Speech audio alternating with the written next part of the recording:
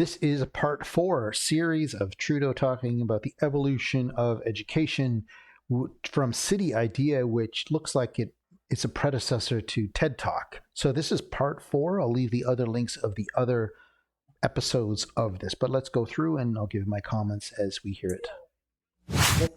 Every one of us here has learned, presenter and attendee. If you weren't taught how to learn,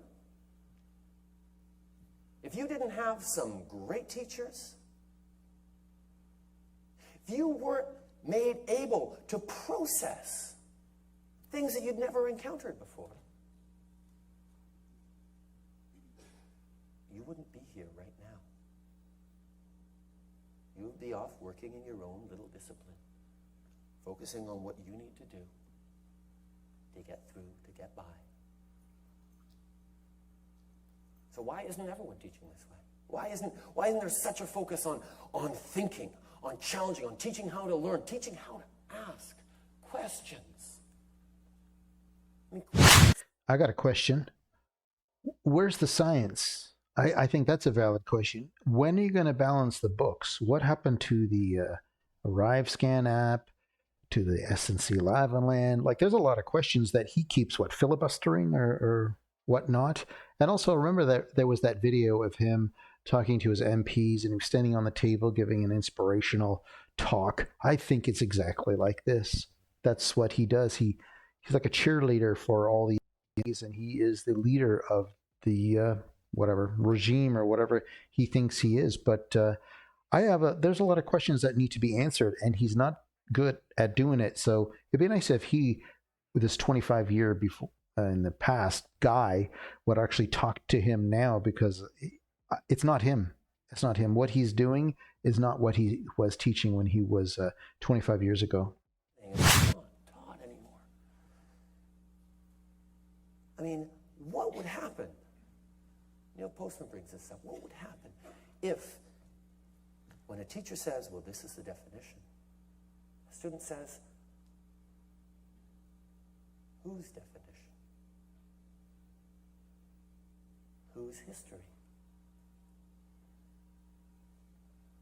Why are you teaching me this?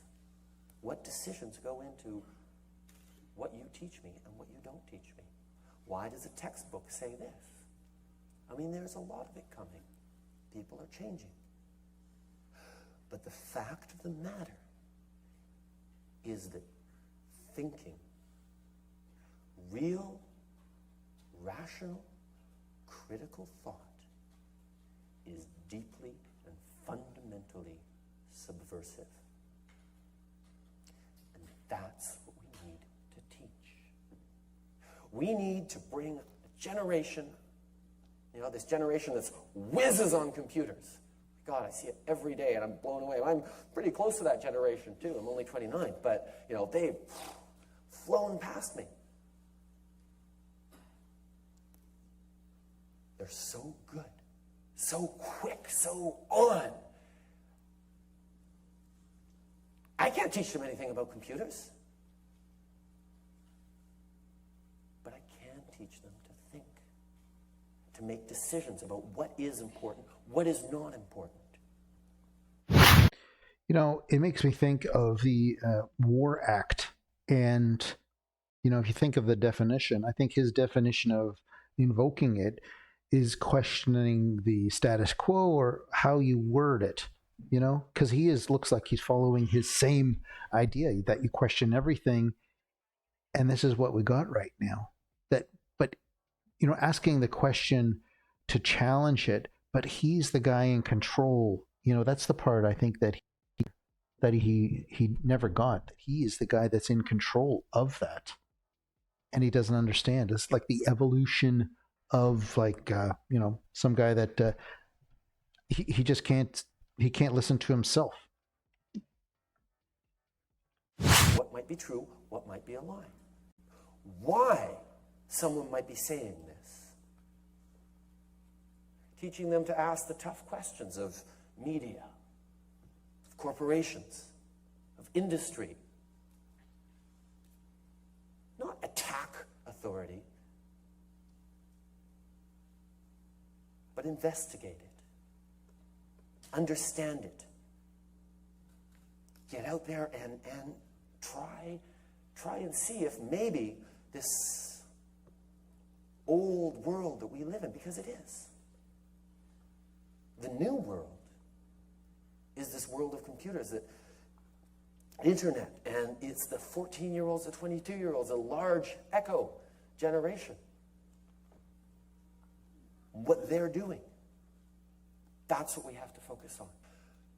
So to wrap up, I was just thinking about what I see every day in my students' faces. I want to see all the time is realization that there are things in the world that astonish us. To remember, and this is something we all need to remember, the value of having a sense of wonder that we must never lose. And to close off with a bit from Shakespeare, from The Tempest, Miranda, it's a well-known line, but the reply is not necessarily known. Miranda says, "Oh, brave new world that has such people as these."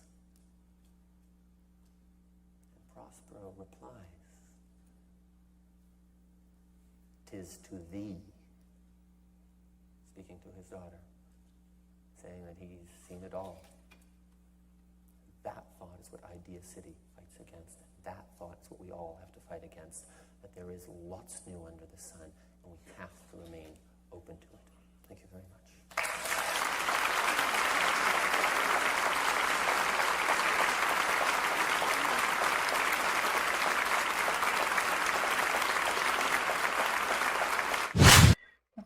I got some wisdom. I guess he did say the city idea. I'm not sure what the tempest, what he was talking about there. But yeah, there's a lot of wisdom, and he keeps hiding it. And, it's almost, I always thought it was like a blanket. Like there's laws in Canada, and there's this blanket that he throws on top of it. And he thinks that his opinion, he knows better than everyone. That's what it looks like. So looking at that quote that he did from Shakespeare, the speaker, it's intended ironically as the speaker is failing to recognize the evil nature of the island's visitor because of her innocence. Wow. Why does it almost sounds like he thinks that we're the innocent one, and we can't see the evil nature of him?